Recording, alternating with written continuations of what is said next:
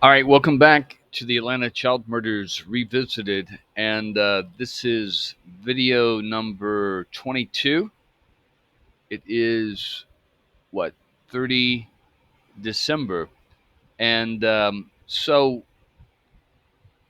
I'm going to go into this Excel sheet that I put together. And it's basically all the information that I could gather on from multiple resources. Um, One was the ATKID Weebly website. Another was the Supreme Court case, the Georgia Supreme Court case. Um, Many other articles, the Wikipedia articles, um, newspaper articles, videos. Wherever I could gather information, I have put it together on this Excel sheet with various categories, like, of course, the name, date of birth, age, height and weight, their home address, date and address last seen, and a car connection or connection to Wayne Williams, um, the clothing that they left their house in and then they were found in, if that was possible. Um, so I've got days alive, putrefaction, skeletonization. How I work that is if they're found dead and the body hasn't skeletonized, then we look at how many days, that's 28 days before it would skeletalize. So anything under 28 days, if they've been gone more than 28 days and they haven't skeletalized, they're being held someplace else. That's basically what that means. Okay? Because if they're kidnapped and killed within a day or two and put out in the woods and they're found 6 months later and their body's in putrefaction and not skeletalization, that means they're not finding bones. It's a meat on the bones out there, folks. That means they were kidnapped and being held hostage someplace else, alive. And you got to wonder, how is that possible? Okay, this is something that's never brought up in the Atlanta child murders. Okay, let's see. Then we've got address the body was found and number of days missing, the cemetery they're buried at, the method of killing, method of death, and fibers on the clothing at home, and dog fibers, violet acetate fibers from the bed, green carpet fibers, yellow acetate fibers from the blanket, any car fibers, carpet fibers found on it, blood, all these things. So I've got this in one big chart. It's not a complete chart. We're never going to have a complete chart until we get all the documents released, but this is the best that I can do. And so we're going to go over every single case. I'm going to go over all the relevant information. I've got a lot more information in the timeline, but what I'm going to do is do each one as an individual case and timeline. And but this is kind of a summary of all the information that we have. Let me make sure that I am recording.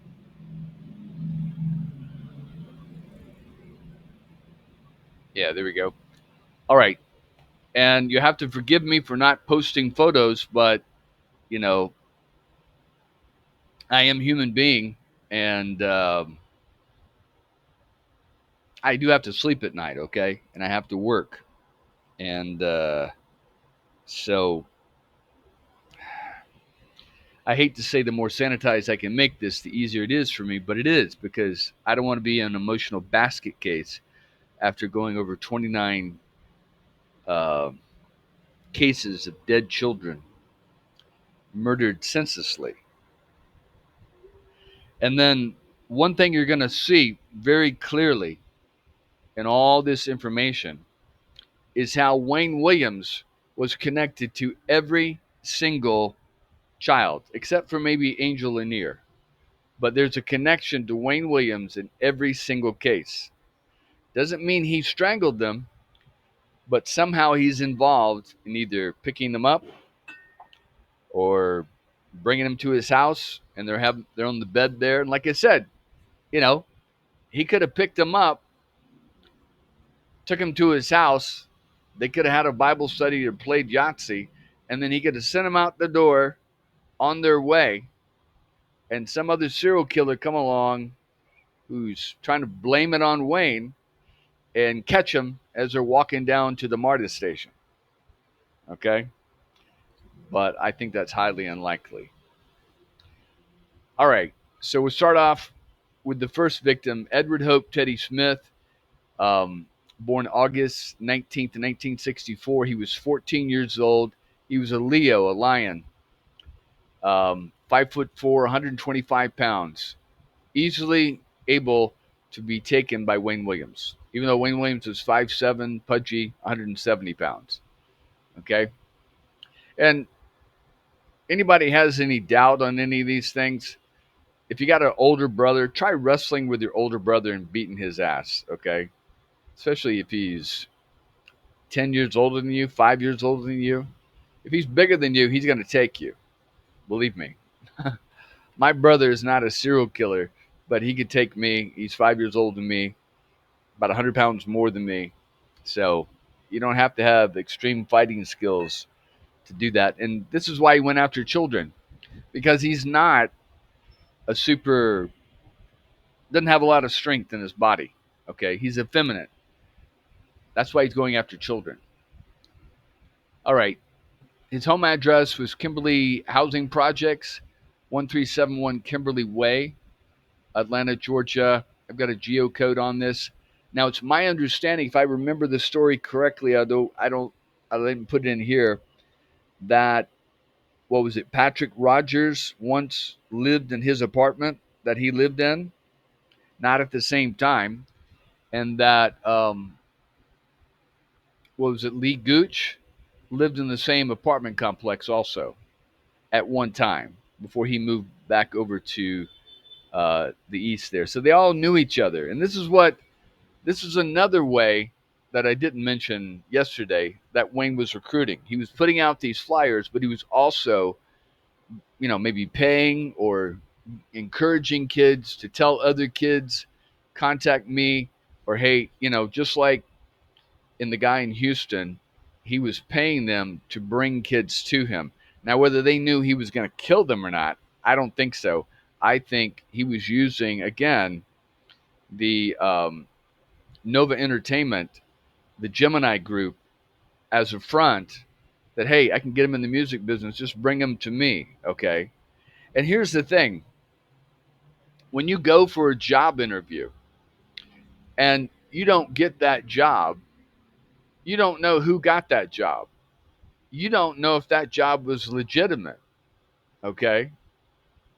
You don't know what the circumstances was with that. All you know is you didn't get the job, they didn't call you back.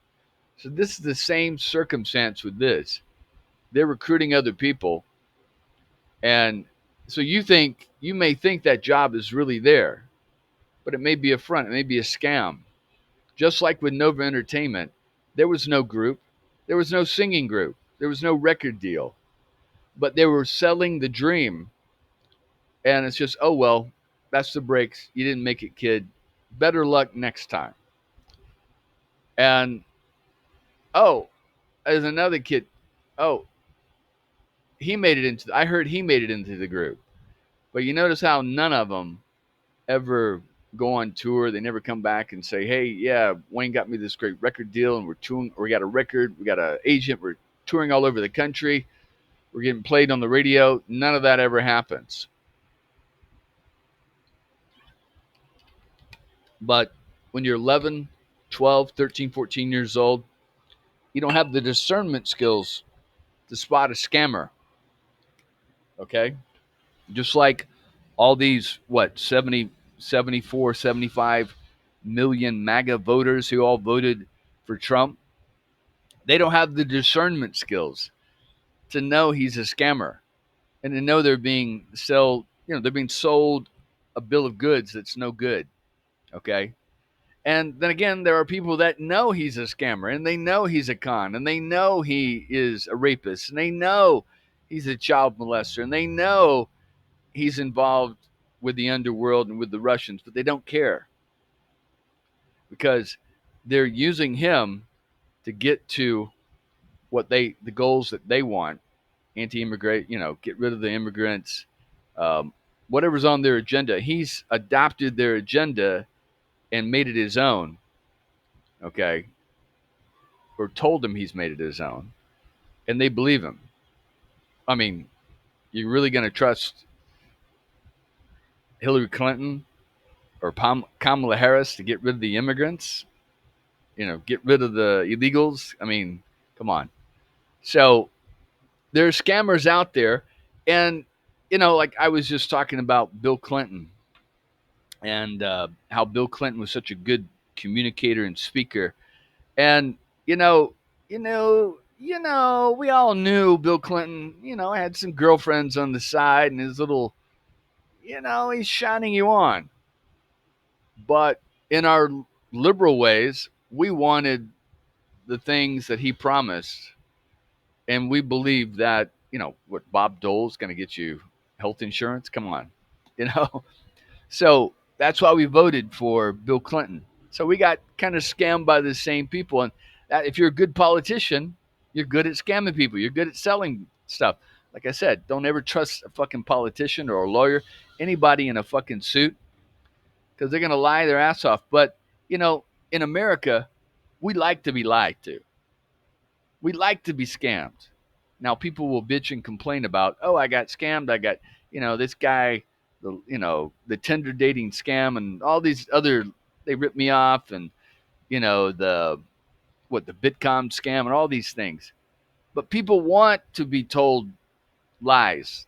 They know that they can't get rich with fucking Bitcoin, but they want to believe it because they're at their wits' end, and they're my age, and they don't have anything saved for retirement, and so they want to believe. Okay, and you got a good salesman. Wayne's a good salesman. He's selling them on the dream. You know, hey, if Michael Jackson can become famous, and you can become famous, okay, he's selling them on the dream. Just like I knew people that were involved with Amway, and that 95% of those fucking people involved in Amway never made a fucking dime. They spent more than they made. But they wanted to believe. They wanted to believe. They wanted to close their eyes to reality that wealth and hard work, getting rich, um, making a lot of money requires hard work. It's no easy road to it unless you're a Donald Trump or Elon Musk, okay? So we want to believe, and we know that they're lying. So this is what's happening with these kids, but they don't have the discernment skills, okay? This is why, this is why we don't let kids sign up for credit cards and sign up for employment contracts and, be held accountable for crimes as an adult when they're children, when they're 13, 14, 15 years old. They don't have the discernment skills. You learn those things by getting burnt, okay? One of the problems I have with this generation, whatever the fucking name of it is, XYZ, whatever the hell this stupid ass generation we have now, is we don't allow them to get burnt. They got Teflon everywhere and gates everywhere and padded everything. And, you know, they don't get to see their friends wrap a car around a tree because they all got drunk and drove drunk at 16 and slid it on the ice and wrapped a car around the tree and do like they did with us. The sheriff takes the car with the blood and the hair still in the windshield and puts it on a flatbed and parks it in front of the fucking high school, right before prom and right before homecoming.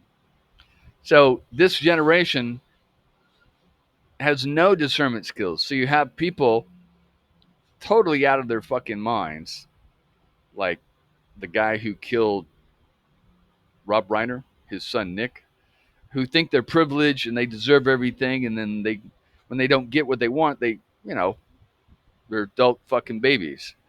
But anyway, I digress. So what I'm trying to say is Wayne Williams knew what he was doing by choosing children because he knew they didn't have the discernment skills. He knew they wouldn't be able to fight back as hard.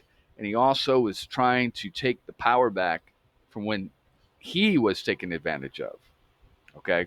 This is what people do when they don't get help. They become, the abused becomes the abuser. Okay? This is what happens. This is what happened. All right. So we got Kimberly Court. Sorry, I didn't mean to go down that rabbit hole, but I wanted to get that out of the way. And he was last seen at 11:30 p.m. on the 21st of July, 1979, Greenbrier skating rink. He was actually seen a little bit further up the road from that, where he somehow must have parted company with his girlfriend who was with him at the time. And I guess he was going to walk back. Now, I've got all these addresses mapped out here. So right here, this is where he lived. This is the skating rink here. And approximately right in here somewhere is where his girlfriend last saw him. This is where they found his body. Okay. And I just want to get this out of the way real quick. So there's this stupid story that came up that Alfred Q. Evans, a 13-year-old, shot Edward Hope Teddy Smith. And then later on, some of Edward Hope Teddy Smith's friends came and beat up and choked Alfred Evans and then dumped him in the same location. Now, that's the dumbest fucking story I ever heard in my life. Because look, folks, Alfred Evans, okay, so Edward Hope Smith disappears on the 21st. Oh, I think they're at a pot party. Is that where the fight happens or something like that? And Alfred Evans disappears on the 25th. He was on his way to Peachtree Street, right close to the Cornet Theater, close to the Fox Theater, to see a kung fu movie, right? Now, whether he made it there, I don't know. But I'm just going to get that out of the way. That's the dumbest fucking story I ever heard. I mean, come on, folks. Imagine this. You got Alfred Evans at a pot party with Eddie Hope Smith. They get in a fight. The 13-year-old pulls a gun on the 14-year-old, okay? And what does he do? Does he shoot him? No. A 13-year-old, if he had a gun, he would have shot him right there at the fucking pot party, okay? But what does he do? No, he walks Alfred Evans because they don't have a fucking car. They're not going to drive. Maybe he's got an older buddy that's going to drive him, right? Drive all the way up here. They put Teddy Hope Smith underneath the street light, and then boom, they shoot him in the back. How's that fucking possible? He's walking him all the way up that fucking road at 1, 2 in the morning and shoots him. And then how does anyone know where Teddy Hope Smith's body is lying in the ditch? Because nobody finds him until they find Alfred Evans first. Okay? Don't you think if his buddies knew that he was lying dead in a ditch, they would have gone and got the body, or they would have gone to the police and told them that, hey, it was Alfred Evans? So that's the stupidest fucking story I've ever heard repeated ever. A 13-year-old with a gun walking a 14-year-old 3 miles up a fucking road and then shoot. Why not just shoot him there? You know, it don't make no fucking sense. But anyway, so, but the question is, how and why did Wayne Williams come and get Teddy Hope Smith? And how did he know he was there? on that corner right after his girlfriend left him? Did he see him at the Greenbrier skating rink and followed him down the road until his girlfriend left him, and then he's offered him a ride? Hey, what's going on, Teddy? Oh, yeah, hey, Wayne.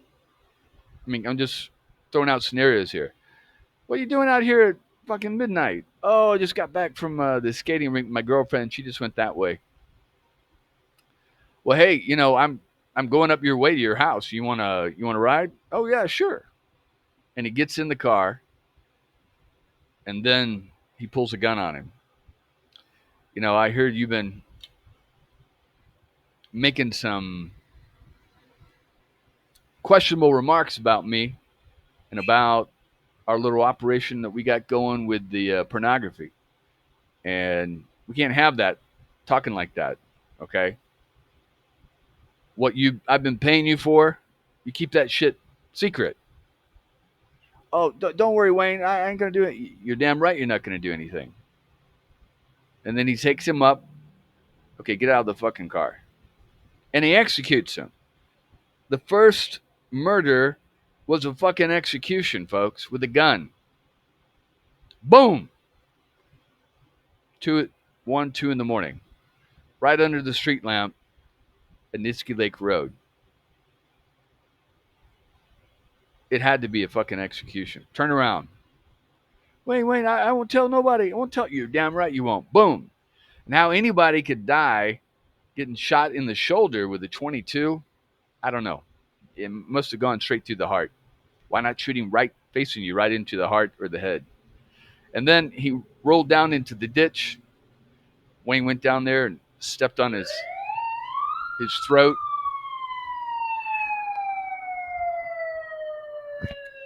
Hold on one second. Stepped on his throat, and that was it. So let's look at the rest of this, what we have here. So what links this to Alfred Evans, what links this to Wayne, is that he was found in approximately the same location as Alfred Evans. And Alfred Evans, I'm going to go over, is linked to Wayne through the fibers. Okay? So here, he was found in a black jersey with red letters. His socks and leather sun visor were missing. So let's just say he did get him in the car. Surely he would have taken him somewhere else, right? Because how are you going to miss your fucking socks if someone just puts you in the car? If you get shot and roll down into an embankment or a creek, how are your socks going to come off? So he must have went someplace else and then was taken out and executed. And this is where I get into the part where I think that Wayne, he's handling his crew. He's got his Gemini operation, his franchise, okay?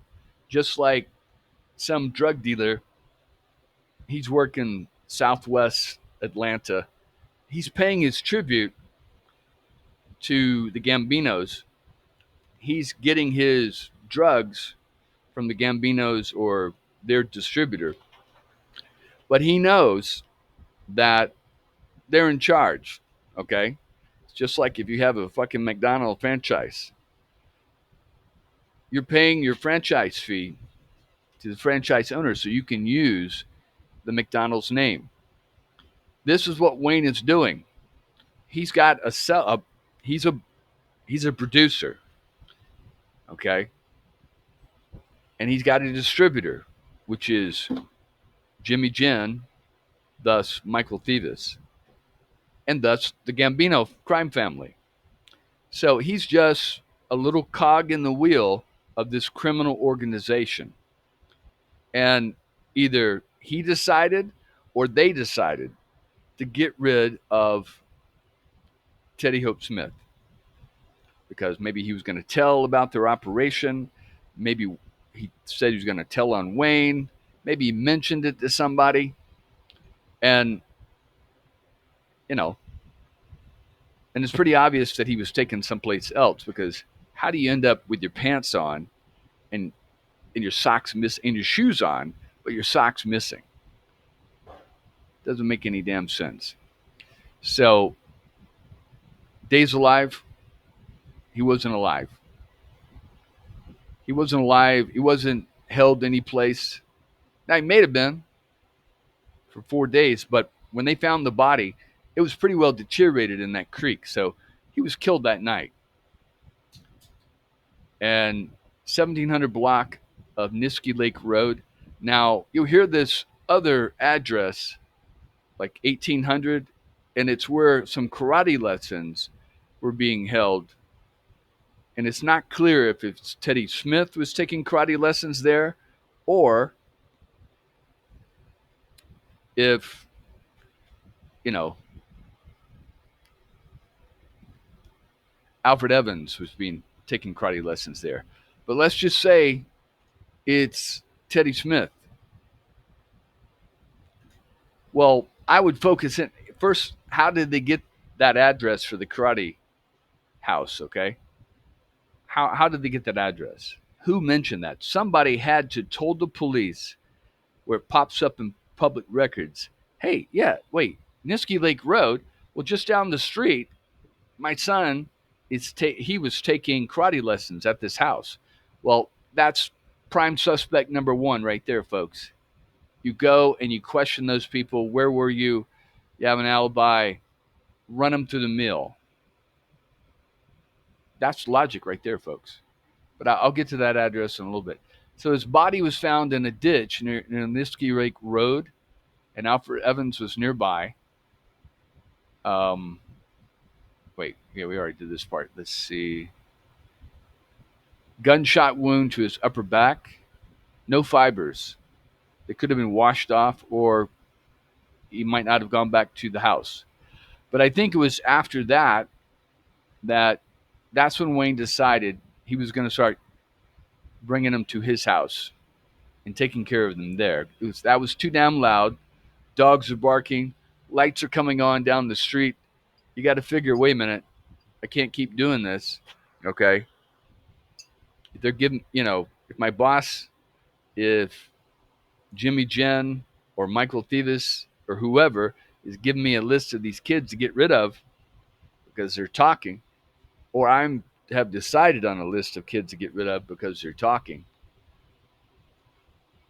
it's got to be a lot more quiet. It's got to be a lot more controlled. Maybe even after he shot them, a car started coming up the road. All right, so let's go over Alfred Evans, and then I'm going to take you to the crime scene there. Okay, so Alfred Evans, okay, he lived at 460 East Lake Boulevard.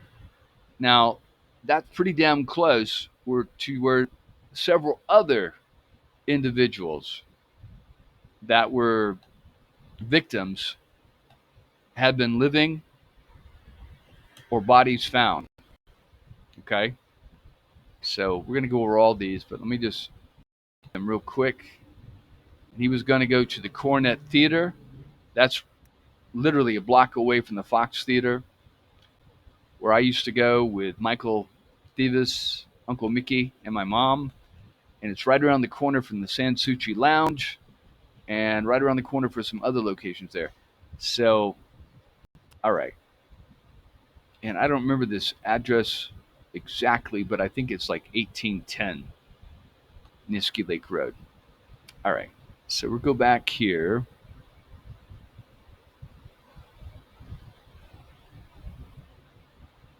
All right. So let's start out and then we'll work our way in. Actually, no, let me finish here with Alfred Evans. All right. So Alfred Evans disappeared about 4 days later. The last he was seen, he got a ride from Randy Joe Heath, okay, at the corner of Glenwood, and he took him up to Ponce de Leon, and he was going to get on a bus and go straight down to the Cornet Theater. That was the last he was seen. Now, here's another connection with Wayne. At the East Lake Meadows Tenants Association, the mother of Randy Joe Heath, who gave Alfred Evans the ride, knew Wayne and suggested that Wayne distribute flyers at the Thomasville Heights housing complex where Aaron White and Patrick Rogers had lived. Williams claimed that he found a man on Moreland Avenue Shopping Center and hired him to distribute flyers for him. Now, Alfred Evans was dressed in all black, but they found him wearing an unfamiliar belt. Now, if you got kids, maybe you don't know, especially if they're teenagers, 15, 16, they got a job and they're buying their own clothes, 15, 16, 17, 18, 19 years old, maybe you're not keeping an inventory of their clothing. But if they're under like 14, you're probably buying those clothes, okay? You're probably making sure he tries on those clothes to make sure they fit because it's your hard-earned money and you want to make sure it fits. So you're going to remember that, those clothing. So if he's got an unfamiliar belt, that's something odd, right? All right. There was no putrefaction, no skeletalization found in that location. He's buried at Cresslawn, and asphyxiation by strangulation. Now, what you're going to see is a progression. Wayne hasn't developed his killing method yet. Gunshots too loud, stabbings too bloody, hit him over the head, that's too traumatic. Also, you don't get the power. If you just knock someone over the head or shoot them, you're not getting the same rush of adrenaline and power and the reliving, okay, of when someone had power over you and maybe even strangled you until you blacked out. So what Wayne is doing, he's reliving what happened to him, the abuse. He's establishing his power. He's got their life literally in his hands. That's what strangulation is all about, folks. I've got power over you, life and death, oxygen and no oxygen to your brain. I'm God. That's what he's saying. I mean, if not, he would just take him out back and shoot him. Take him to the woods, boom. Drive by them, boom, boom, boom. Why not? Get a Mac 10, just drive down the road, boom, boom, boom, boom, boom, boom. Why not? The same effect, dead is dead, folks. When you strangle someone, it's a power play manipulation there, okay? That's what he's trying to establish. So my scenario is that Wayne was abused when he was a child, 9, 10, 11, 12, 13 years old, didn't have any power. Probably somebody in authority, like a policeman, a government figure, uh, government, employees, a minister, somebody respected in the community that he couldn't, even if he did tell, no one would believe. Okay, because we're not talking about now with the Jeffrey Epstein and all these other things. Even those girls weren't believed, folks. We're talking about the 1970s. Okay, and it's not the 1950s where kids are seen and not heard. But if you bring, as a 13-year-old or 12-year-old or 9-year-old kid, accusations against a respected public figure, even if you had fucking video, it'd be a hard sell. Okay, it'd be really hard. So this is what I think happened. Wayne was abused by a public figure, a policeman, somebody with power or respect that no one would believe him. And he was probably told that. Well, go ahead and tell. Nobody's going to believe you. Who the hell are you? I got respects. I'm a policeman. I'm a minister. I'm a city official. You're just some fucking little 9, 10-year-old fat pudgy kid. Nobody's going to believe you. That's what's going on there, folks. That's when you realize as a child, you have no power. You're a nobody. Okay? And that's probably the way he said it too. You're a nobody. You ain't got no power. I have respect in these communities. People will believe me and take my word before they take your word. You're just a little fucking fat punk. And I'm saying these things because I've heard this shit before. Okay? I've heard people talk just like that. Especially in the South in the fucking 70s, okay? I've seen people do things that they shouldn't do. And when I threaten to tell, all hell breaks loose. Okay? But see, this is why I don't trust fucking politicians, lawyers, people in suits, people in authority, because they're all fucking liars, folks. They didn't get to their fucking positions without fucking lying. Okay? They're attracted to those positions just like fucking Trump because of power. This is what's going on with Wayne Williams. He's taking his power back. Right or wrong, this is his way of taking his power back, terrorizing those that terrorized him, getting back at them by killing their children. Oh, you think you got all the power? You're Mr. Policeman, Mr. Mayor, Mr. Minister. No, I'm going to show you. I'm going to show you. This is Wayne sitting back saying, I'm going to show you, Atlanta. You didn't stand up for me. You didn't believe me. This is me terrorizing you now. I put up with your shit. You abused me. You terrorized me and my friends and everybody else, and no one listened to us. Now I'm getting you back. I'm not going to kill you. I'm going to kill your fucking children.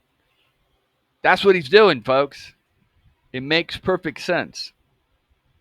He's reliving the situation. He's finding someone that reminds him of himself. You know,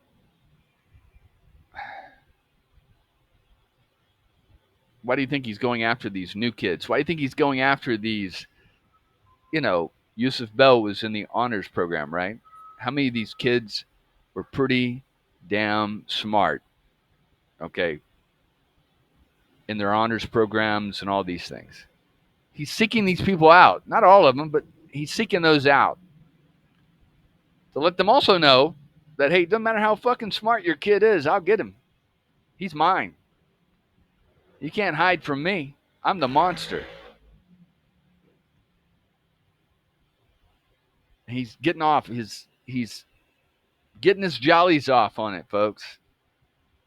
Anyway, so we got asphyxiation by strangulation. Like I said, there's a progression.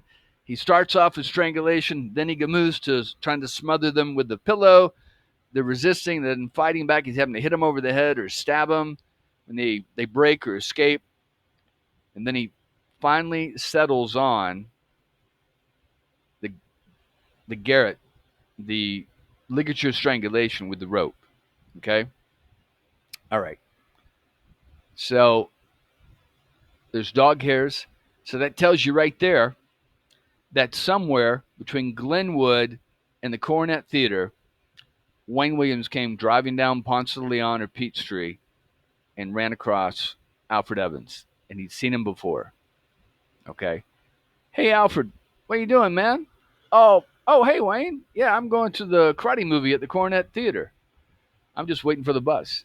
Well, shit. Get in, man. I'll give you. I'm going that way. I'm going to the Sansucci Lounge. Come on, I'll give you a ride. You don't want to wait out here in the damn sun, right? Oh, thanks, Wayne. Great. What's going on, man? What you been doing? What you been up to? Oh, not much, man. I don't have any money, but I got some money from my mom, so I can go to this movie. Well, shit, I know a way you can make some money. Really? How? Well, I'm putting together this music group, and you can audition. Oh yeah, I heard about that. Well, here, let me take you by the studio, and we'll talk about it. Okay? Well, I'm gonna miss my movie. Oh, there's another movie in about another 2 hours. No problem. I'll take you there, and we'll be no problem. We'll be right back. Here, have a beer, have a joint. He's out. You got him. Wayne is a fucking smooth talker, folks. Nobody's gonna suspect Wayne. Oh, fat chubby Wayne, nobody's going to suspect him. But right here, with the dog hairs, it shows you that Alfred Evans sat in the passenger seat of Wayne's fucking car. Back then he would have that Ford Fury, the police-looking car. He sat in the fucking car and picked up the dog hairs, went back to his house. He sat on that bed, or laid on that bed, or was laid on that bed unconscious. He picked up the violet acetate fibers from the blanket. Wayne strangled him to death, killed him. He rolled his body onto the carpet, boom, picked up the carpet fibers, and then he put him in the trunk of his Plymouth Fury.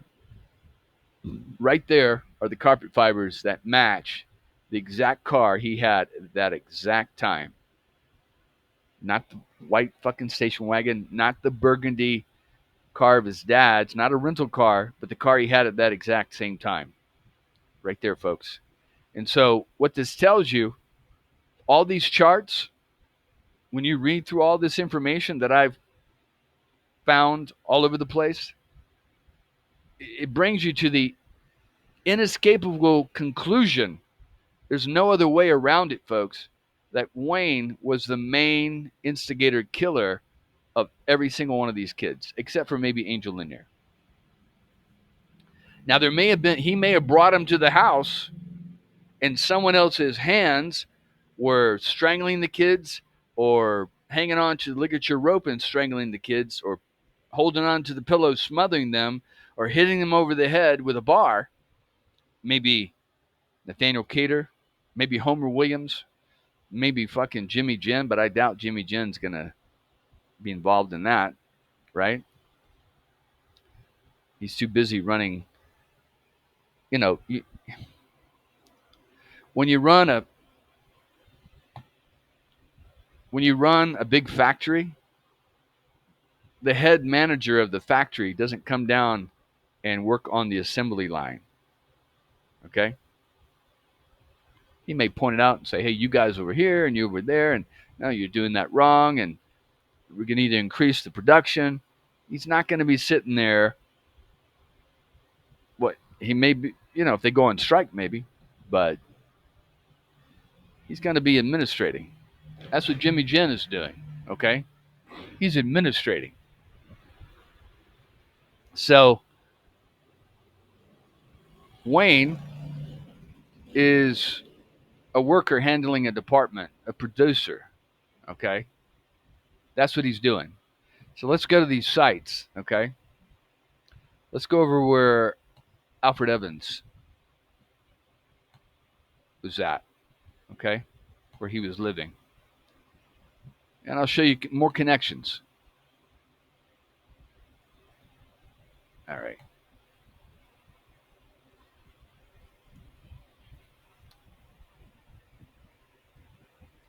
All right, hold on one second. Damn, I got new internet and it's really grinding. All right. So Alfred Evans lived right there. Okay. He went out and caught a ride with Randy Heath. Took him up to Ponce de Leon up there, and then that's where somewhere between there, Ponce de Leon, and the Cornet Theater is when he ran into Wayne. Now, also right here, it's a very, very small location. Another victim got off the bus right here at Glenwood. He'd come from a Atlanta break with a church group. God, I can't remember his name right now. I'm going to get to him in a little bit. But he went back up here to home, went inside, changed clothes, and went outside. Now, another witness saw a man in a blue car, just like Wayne's blue Fury, parked right here. Pulled the kid out of the car, went back in the woods, he heard a gunshot, boom. And then carried the body back out of the woods, limp, put the body in the trunk, and drove off. And that guy was convicted of rape or accused of rape, and so his statement wasn't accepted. Of course, they never found the body of that victim. Um, there's another connection here. Also, we're literally right down the road from 81 Memorial, right here. Lee Gooch lived, what, like right here? And he said that um, the killer worked right off Memorial. Another victim disappeared off Memorial over here. Another one lived right here. What was it? Luby Getter. Didn't Luby Getter live right in this area here? I'm going to get more specific and all that in just a little bit, but when I go over their profiles here. But this area, all off Memorial, is what Wayne was working. Okay? All right, so let's go back to here. Niskey Lake Road. We're going to go to the Karate House first, if I can find it. Let's see.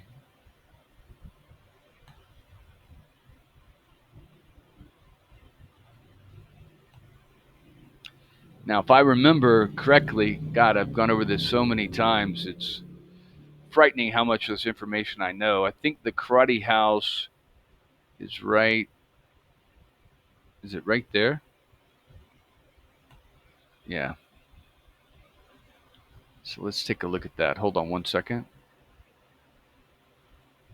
I've got too many damn tabs, people. That's what I got. I got too many damn tabs, and it's slowing down my internet. And my computer's not very fast. All right. So let's see here. Hold on. Let me put you on hold here.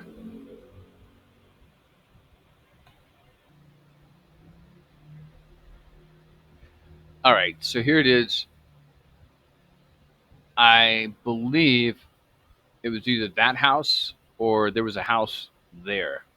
So I don't know how how this address comes up in the whole thing. I'm assuming that when they said the body was found off Niskey Lake Road and they mentioned that to the parents, one of the parents says, "Hey, yeah, my son was taking karate lessons out on that road at this address, 1883.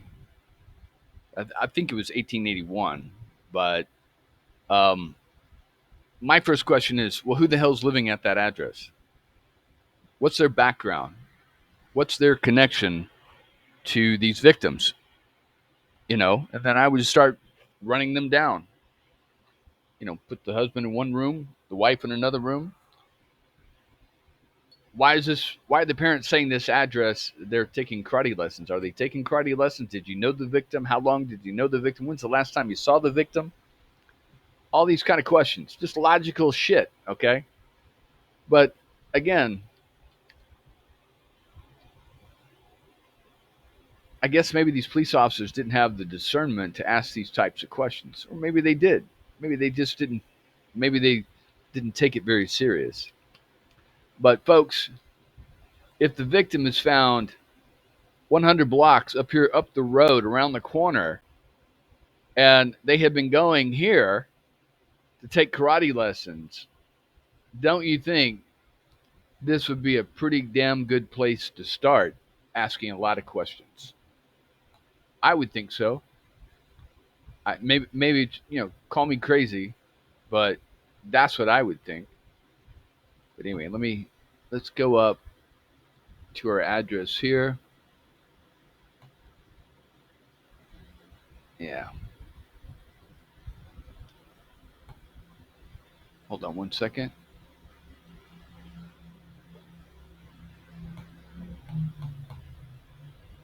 Damn, I don't know why it's taking so damn long here. Hold on one second.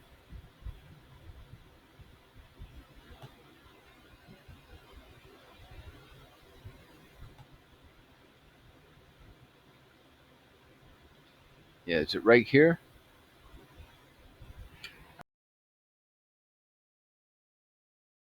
I, hold on.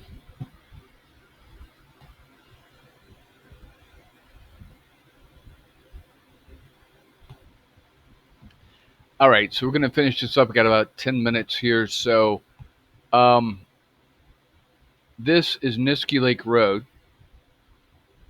This used to be a dirt road, and there was like a chain going across here with two bars on the side. It was like a dirt red road, and none of these houses were there at that time, and it was all overgrown, lots of brush all the way in here. Now, I know almost approximately exactly where the bodies were found by the videos that I've watched. So, Teddy Hope Smith was found in the ditch right here. Okay. And if you look, this is a perfect spot because if you look right here, there's a telephone pole. In the video, that's the same fucking telephone pole. You can even see, okay. Well, let me back up a little bit. So, again, it's the can collectors. They got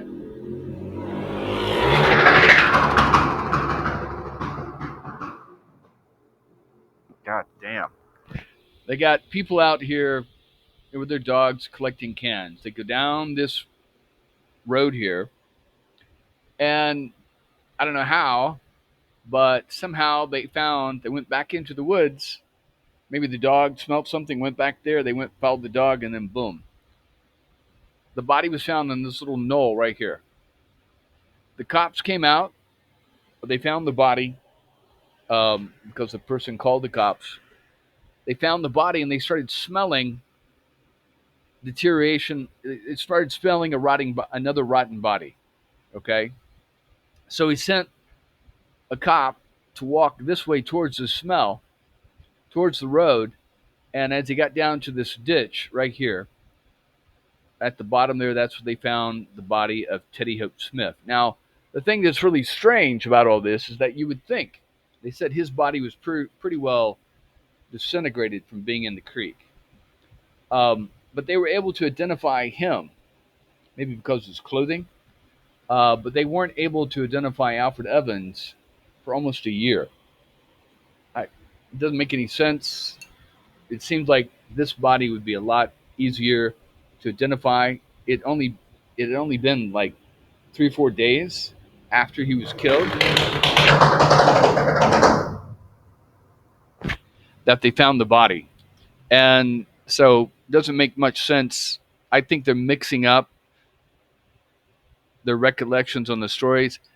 This body would have been a lot more deteriorated in the ditch, and he's been gone for what, 7 8 days, something like that. This body only about 3 days. It's sitting on the knoll there. Even though it's summer, he's in the woods, so he's not going to be, cooking out there in the sun.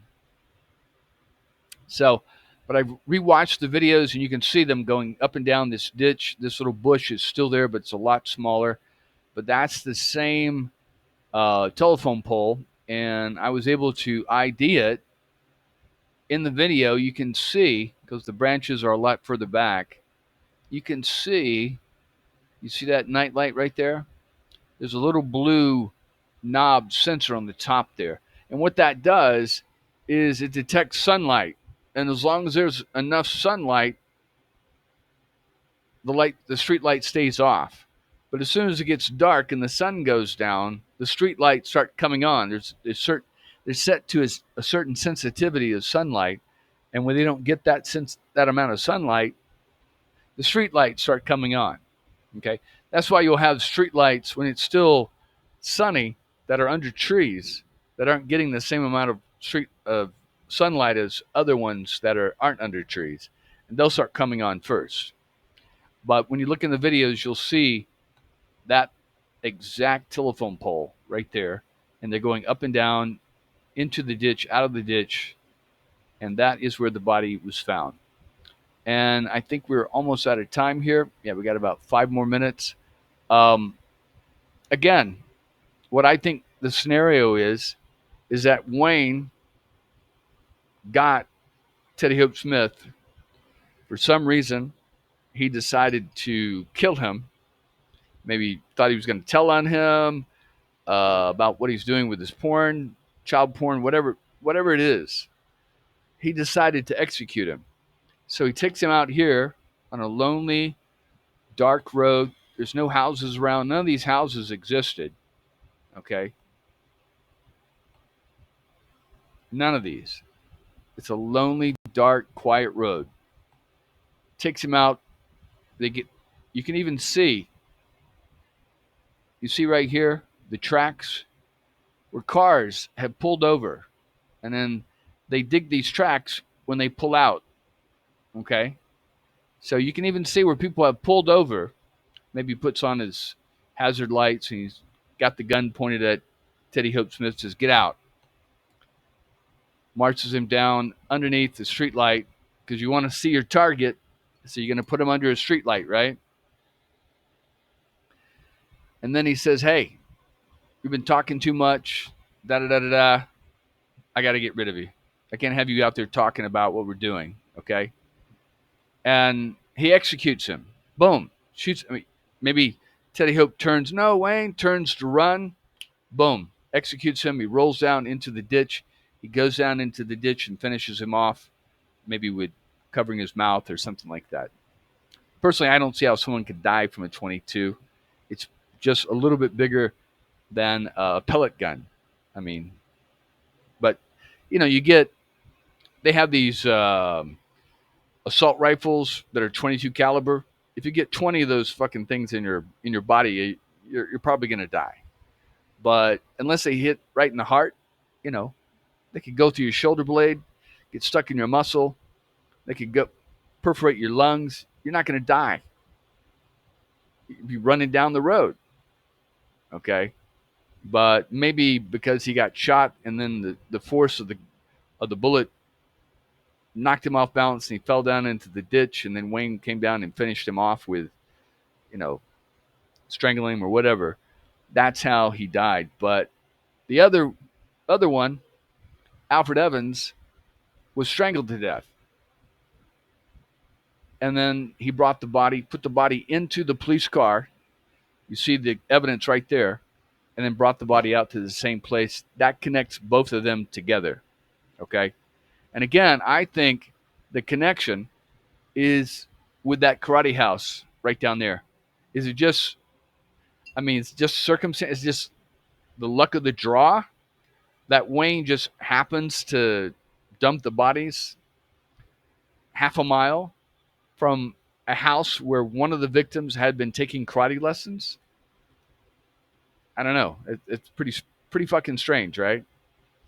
Um, and again, I think to understand the Atlanta child murders, just like in any murders, you have to understand the first murders, and then it progresses from there.